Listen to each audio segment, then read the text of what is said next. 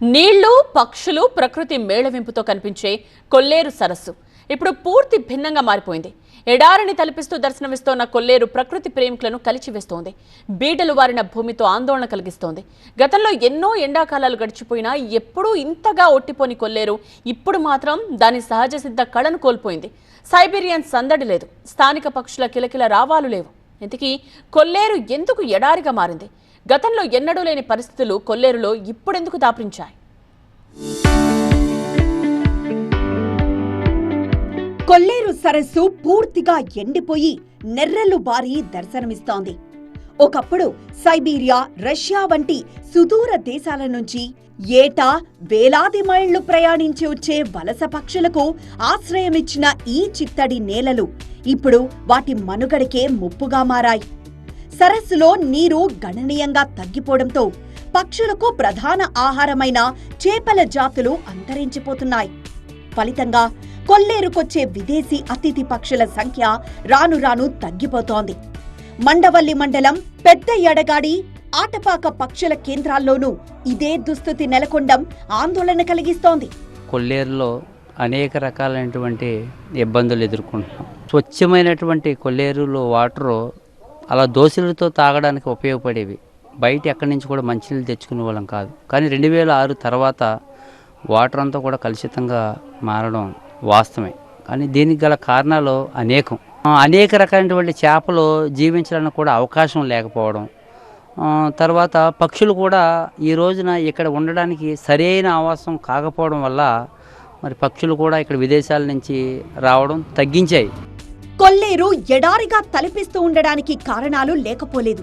ప్రధానంగా వివిధ ప్రాంతాల నుంచి మురుగునీరు, పారిశ్రామిక వ్యర్థాలు శుద్ధి చేయకుండానే నేరుగా కొల్లేరు సరస్సులోకి ప్రవహిస్తున్నాయి. అలాగే సరస్సు పరిధిలో వెలిసిన అనధికార రొయ్యల, చేపల చెరువుల్లో విచ్చలవిడిగా వాడుతున్న రసాయనాలు, పురుగుల మందులు, కృత్రిమ మందులతో మిగిలిన కొద్దిపాటి జలాలు కూడా పూర్తిగా విషతుల్యంగా మారుతున్నాయి. దీంతో సరస్సులోని చేపల జీవ వైవిధ్యం పూర్తిగా కనుమరుగవుతోందని స్థానికులు ఆవేదన వ్యక్తం చేస్తున్నారు.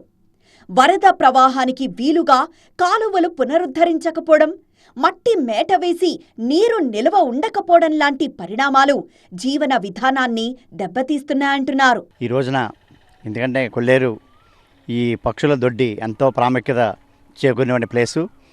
పర్యాటకులు దాన్ని చూసి ఆనందపడి ఆహ్లాదపడేట్టుగా ఉండాల్సిన ఈ రోజున ఇలా ఎండిపోవడం అంటే చాలా శోచనీయంగా ఉంది. వెంటనే దీని గురించి అధికారులు చర్య తీసుకోవాల్సింది కోరుతున్నాం.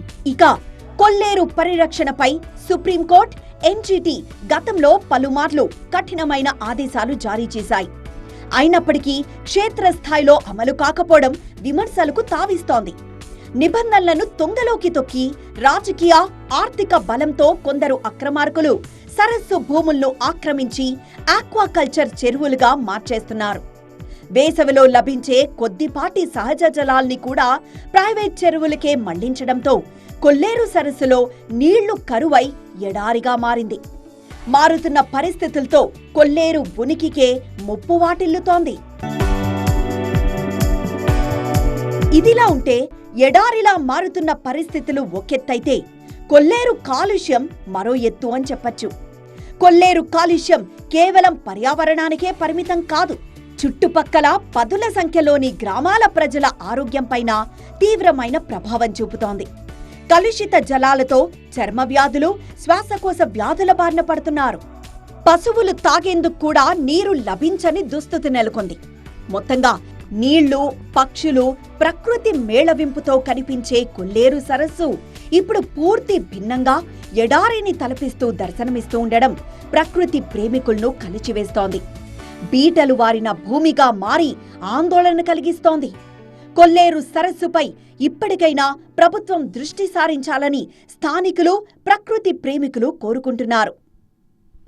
సహజ సిద్ధమైన మంచినీరుతోటి, పక్షుల కిలకిల రావాలతోటి కలకల్లాడాల్సినటువంటి కొల్లేరు ఈరోజు దయనీయమైన స్థితిలోకి మారిపోయింది. కర్ణుడి చావుకి 1,00,000 కారణాలు అన్నట్లు ఈ కొల్లేరు ఈ క్షీణదశకి చేరడానికి కూడా చాలా కారణాలే కనిపిస్తున్నాయి. ప్రధానంగా దీనికి రెగ్యులేటర్లు కట్టి నీటి నిల్వ కనుక చేయగలిగితేనే కొల్లేరుకు పునర్వైభవం వస్తుందని స్థానికులు చెప్తున్నారు.